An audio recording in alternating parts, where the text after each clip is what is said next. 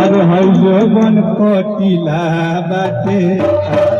हम होली का कहता अरे कियाई तो ना बारू तो झाता कि तंगदी मुहब्बत घाघरी तो हद खदाती मल खालास ए गोरी खदादी मल खालास लेकिन तो में का कि हमरो के लगही अरे सुताली आज मर गबरल गदन हर ने सत्तर बाजी पिया कर मर काज रह नहीं समझ क्या होता तो कहत मार पहचान नहीं खेवा देखो ए हमारी हिने हमना तनी बेटी पतो के लोग सिखा हाँ तनी घूंघट तानो जरिया वाला घूंघट तानो कहे के बाद कि हमारो के लगही हर सुतालिए कहा तरबाजी पिया कर हुए बिया कर तब तरबाजी पिया कर हुए बिया कर तब आए हमने के कहे के बाद हमने के गुरु समान मुन्ना यादव जी नारदी के कलाकार बहुत दिल्ली चैंपियन हमने के गुरु आ चुकल बानी आग्रह बा कि गुरु जी ऊपर आए और मुर्गालाल अरे सुतालिए कि बेटा दाऊद पी के रोजा कर लो डराना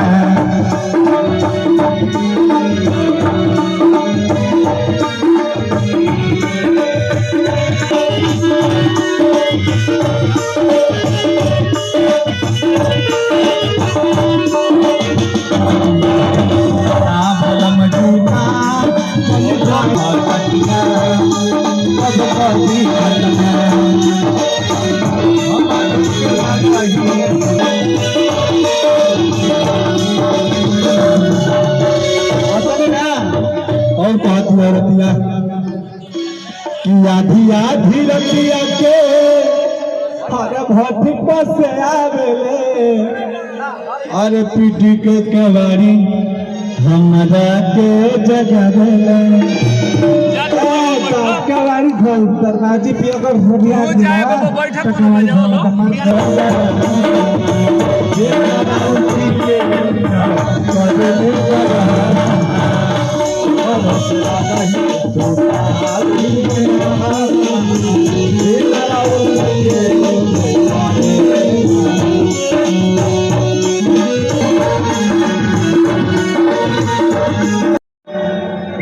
लागे न मदिया लागे न मदिया सब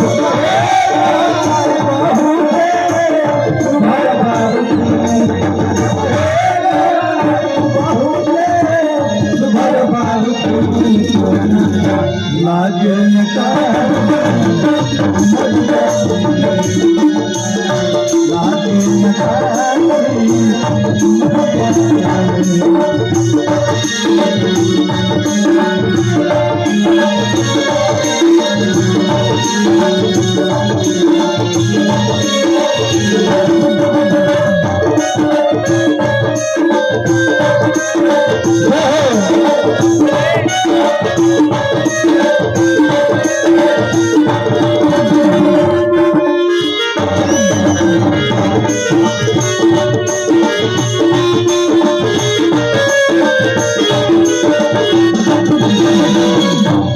बता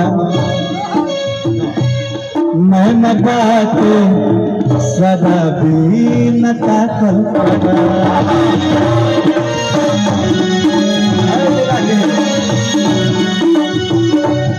रूप के रानी छाती पे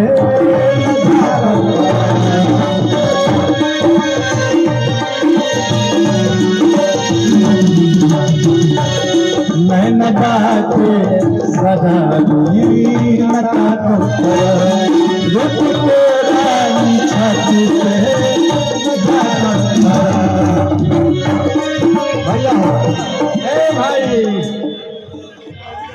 जेने ताकेलू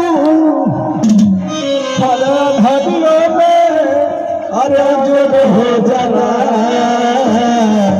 भाई का लाइन लगा ले कि जेने ताकेलू घड़ियों में अरे जोर हो जाला अरे जा